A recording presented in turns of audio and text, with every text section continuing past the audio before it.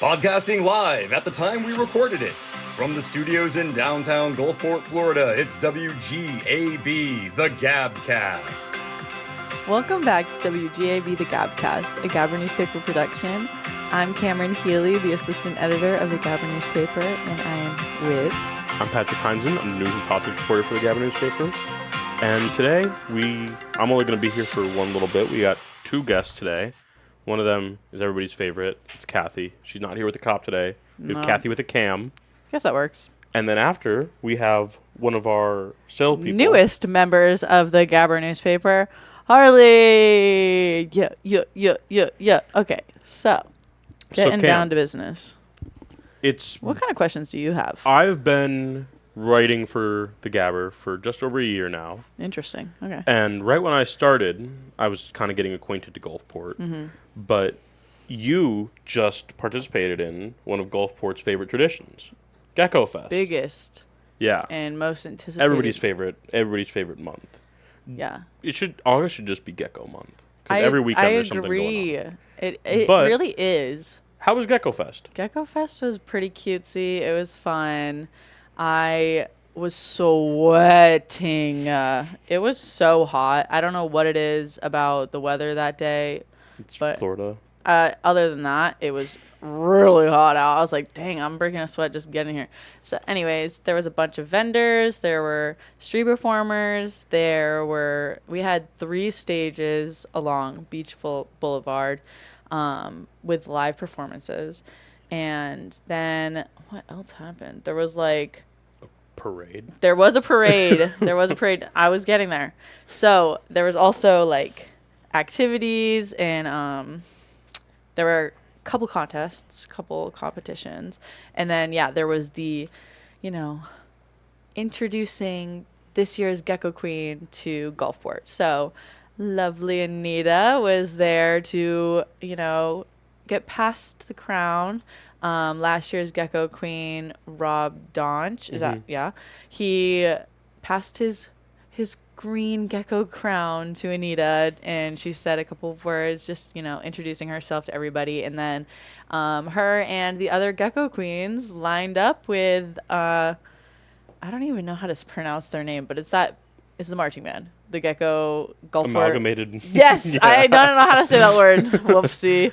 Amalgamated. Gulfport's Gecko Amalgamated Marching Band, right? Isn't that what it's called? Yes, and they were playing Funky Town and Sweet Caroline, and they had their dancers along with them, and some other groups that were just kind of passing out candy and toys and just like little gadgets. Fun parade, and a Gulfport stuff. parade. Yeah, it was really cute. So actually, Ian O'Hara, Gulfport council member Ian O'Hara, was leading the parade with Anita and another Gulfport council member, April Thanos.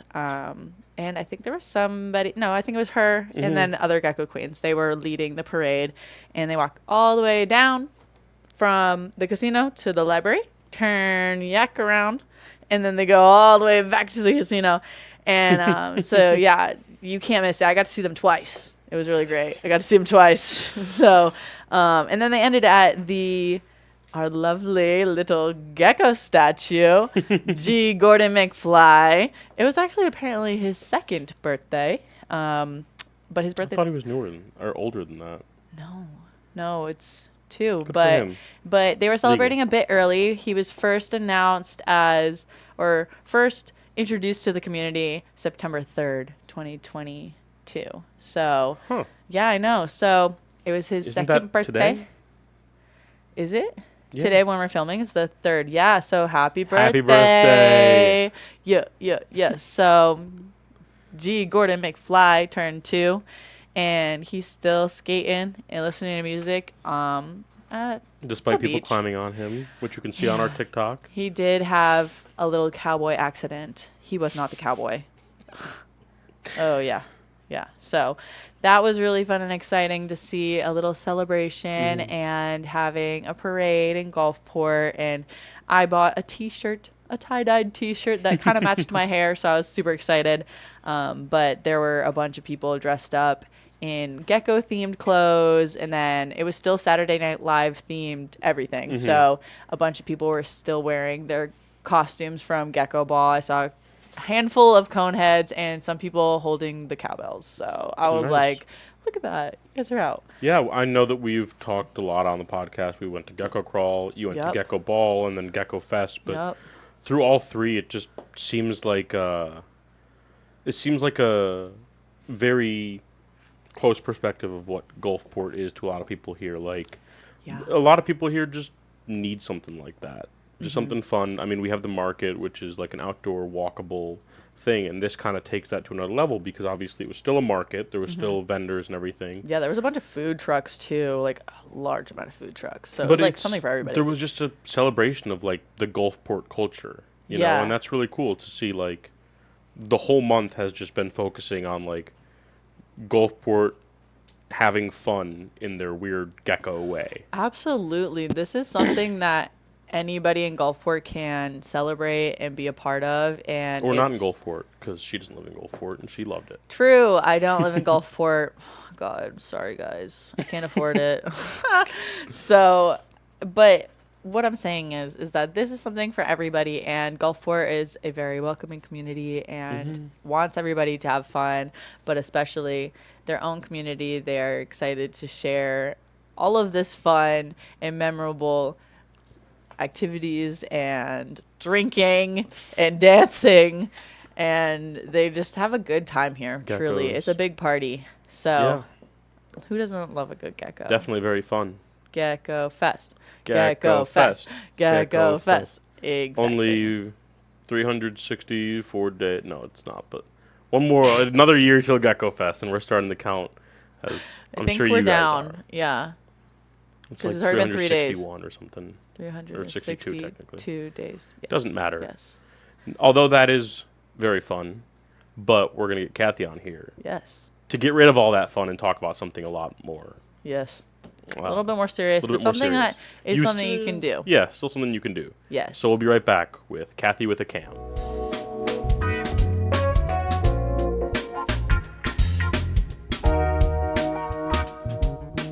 Okay, welcome back to WGAB, the GabCast. We are here with... What's your name? Who are you? What are you doing here? I ask myself those very questions all the time. She's just like us, for real. So for our 18 loyal watchers and our 23 loyal viewers, thank you. I'm Cathy. Pretty high. It is great. I'm Cathy. I'm the publisher. And I'm Cam, and I'm not a cop. This is Cathy with a Cam. You are not a cheerleader. Cathy, I can You be gotta whatever clap. I want to be. Oh, I think you could be. Let's go. Let's talk, because we're going to talk about something really depressing. Okay, yeah. So actually, we're done here. We're done. We're going to be serious. So Cathy went on a little paddle trip. It wasn't that little, right? It was a very long paddle trip. It ended up being longer than I thought it was going to be. She went on a kayak trip. Where was this? Where did we All right. go? So in this week's paper, I wrote a travel piece about paddling something called the Wassissa Slave Canal, which is about as depressing as it sounds. It's beautiful if you can overlook all that. And so I'm writing a monthly travel piece for the paper.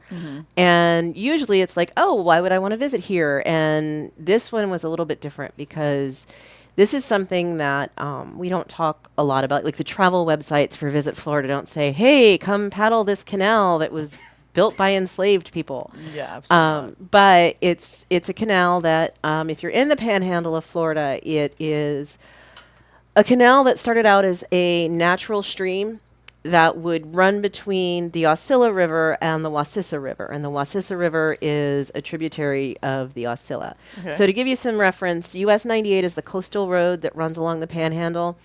And both of these rivers are kind of southeast of Tallahassee. So if you drove US 19 from our newspaper office north to 98 and made a left, it would be right along there. So it's in the panhandle. It's fairly close to the Gulf of Mexico. And the canal itself, like I said, it started out as a kind of a natural stream.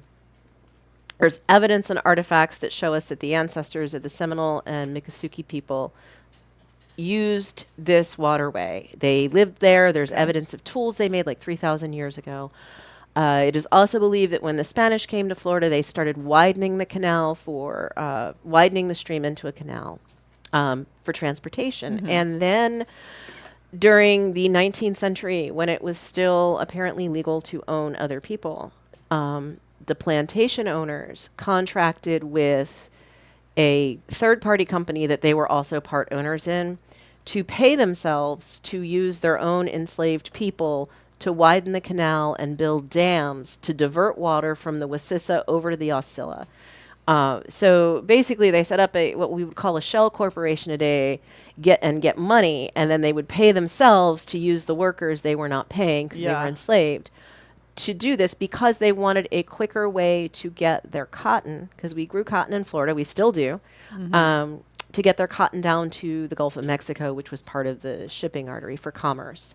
So I had a colleague who said she wanted to paddle this canal, and we actually put in on the Osceola River, which was a shorter paddle to get there, and we,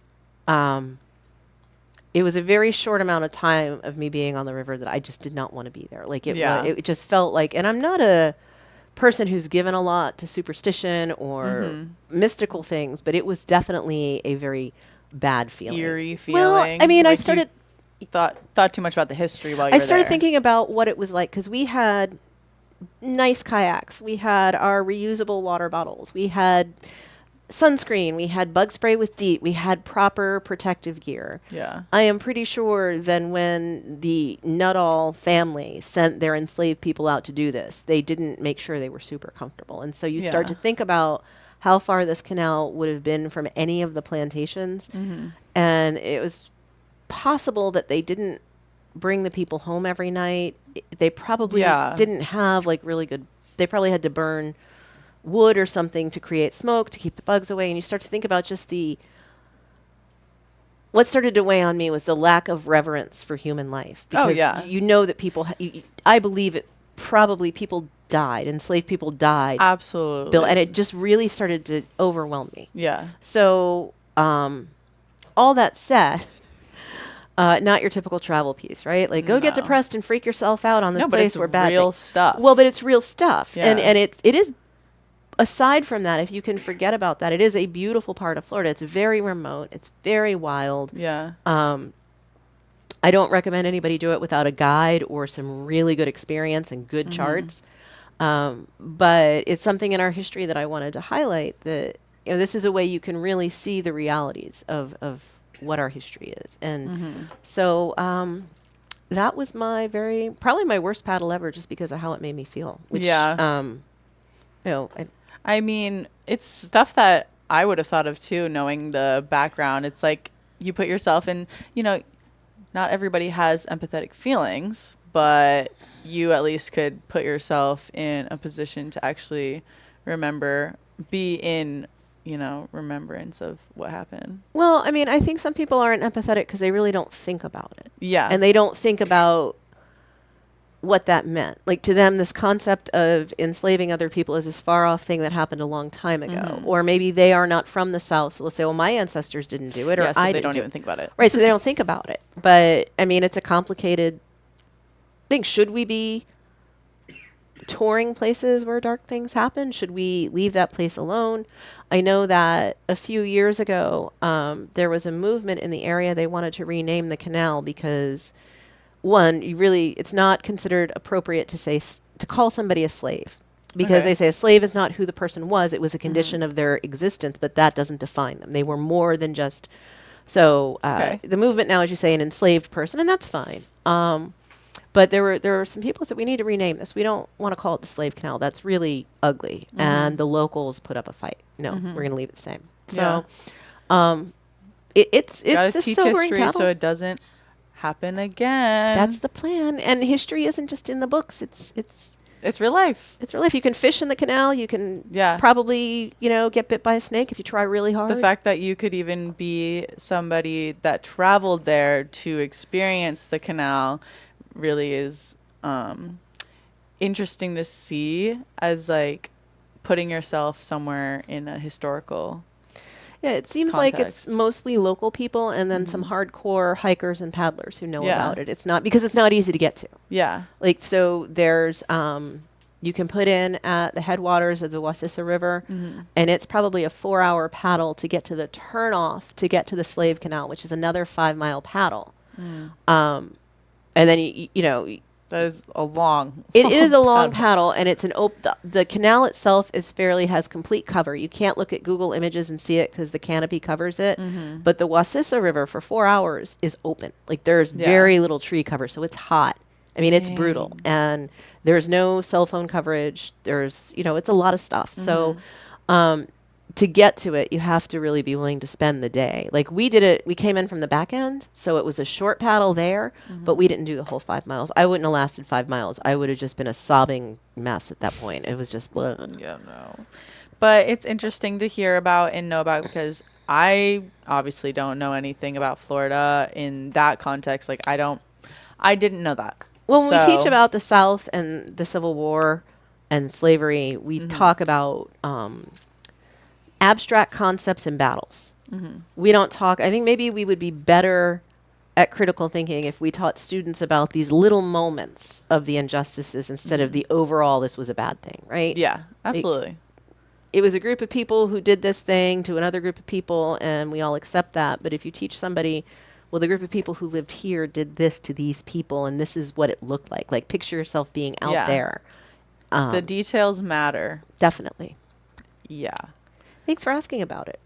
Absolutely. I'm happy to hear about your experience, just to know what happened. I didn't know any of that, and I think a lot of people might not know what that is, and now they can. Now they can learn and hear about it from your perspective, and then also find their own information if they would like. They absolutely can. And it'll be online at thegabber.com, and it will have a link to my more narrative post about it on my own website. So it's more of a travel piece for the Gabber, but thanks. And I'll have something more cheerful next month.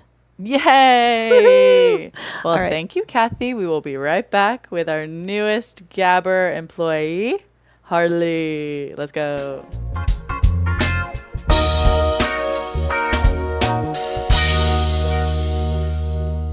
Welcome back to WGAB, the GabCast. I am Cameron, and I'm here with our newest employee. What is your name? I'm Harley Baker. I'm the Hello. advertising representative. My pronouns are she, her. Love. So this will be really fun. I'm excited to have some more youth in this office. Am I you? Thank you for having me. The way I'm older than Harley. So by a year, right? When's your birthday? May 21st. OMG. 2001. Gemini. Yeah, love. Okay, I'm May 2nd, 2000. So I'm a Taurus. I'm a Taurus. We love that energy. Yeah, I have so Taurus on my chart. Oh my god, really? That's why we get along. Love. I do deep dives on people's charts. I will This see. is not going to be in the same frame anyways. So, welcome to the Gabber. How does it feel to be employed with us? So far, how long has it been? I have worked here for about like 2 weeks, 2.5 weeks. Nice. I have honestly loved it. Like, y'all Yeah. are literally, I feel like I've worked at a lot of places that say they're like so progressive and so like they care about you, and it's like just not. But I feel like here the welcome has been so like genuine and heartfelt, and I feel like I don't know, I'm just super grateful. Everyone, like, they actually care, like, you know what I mean? Care. It's like a small business. It's just everyone is such a great vibe. Like, I really like it. Absolutely. And how do you like Gulfport? Have you been to Gulfport before? Yes, I've been to Gulfport Yeah. before. Not everybody has. I have. It's kind of like an episode of Parks and Rec. Like, everyone, like the hyper localness of it. Like, people care if a rock is turned over.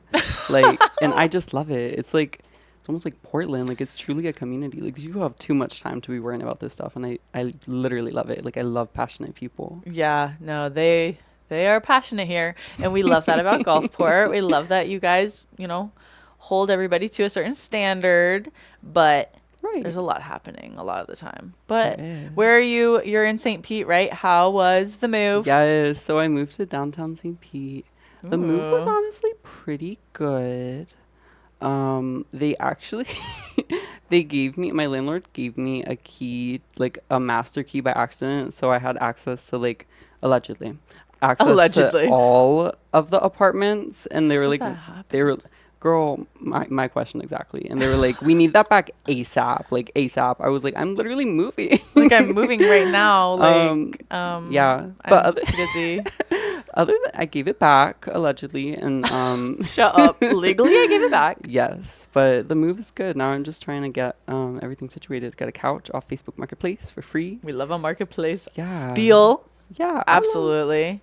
Do you like living downtown? Like, is it like downtown for real? Girl, I'm downtown. I feel like this loud girl. And busy. I love it. I love all the loud noises. I love the people yelling at 6 a.m. I love hearing people literally like getting divorced, like above stairs. No. I love it. I like literally walked the other day to like the marina, and I was like, this is like, I feel like I'm in a dream. Oh my God. So you are so downtown great. For real. I'm very grateful.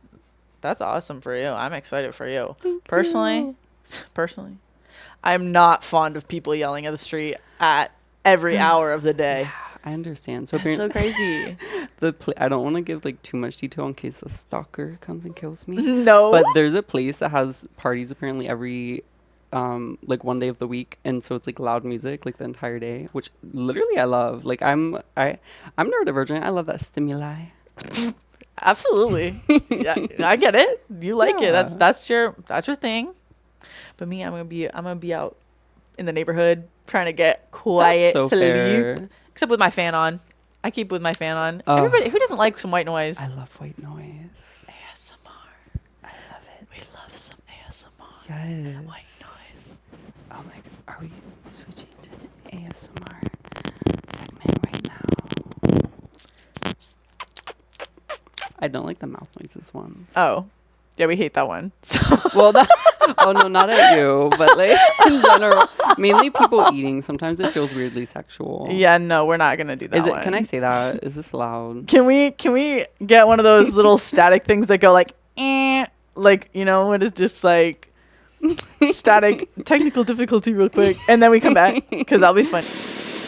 So Harley, how do you like, you know, being a young and youthful employee for a place like the Gabber? I love it. I mean, and not just because my boss is standing over there, but also because it's just like, it's truly like a community. And I feel like the newspaper is something that a lot of people think like, oh, it's like really just old people read it. But like, no, like I think we're seeing now, especially with everything going on and like the oversaturation of like media and social media and fake news.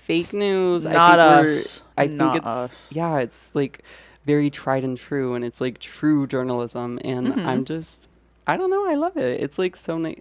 It's nice to see the actual businesses like get help and like doing an ad, because like I work in advertising, or like seeing an article go out and like you see the actual faces. Like it's truly a community. Like everyone really cares about each other. Sometimes they care a lot. Yep. But either way, that's better than not caring at all. Oh, so true. Yeah. That's what we do. We care. We care here at the Gabber, and we care for you. Yeah. That's me caring. How do you like it? Oh, I love it. I love working for the Gabber. Good. I think it's great, and I love working for Cathy. Cathy is superior, Literally and the she best. is my ruler. She pays my bills. For those that are just listening to the audio, she doesn't have a gun to her head right now. Guys, I'm just... Cathy's shaking her head at me. She does. She pays me every week. That's paying my bills. Whatever. So here we are at WGAB, the GabCast, at the Gabber newspaper office. I don't know. I don't really have anything else to say. So thanks for listening, guys. And thanks for coming on the podcast today, Harley. I'm so happy. Well, hopefully next week we have an episode that Cathy doesn't think is silly. So we'll see you next week on WGAB, the GabCast.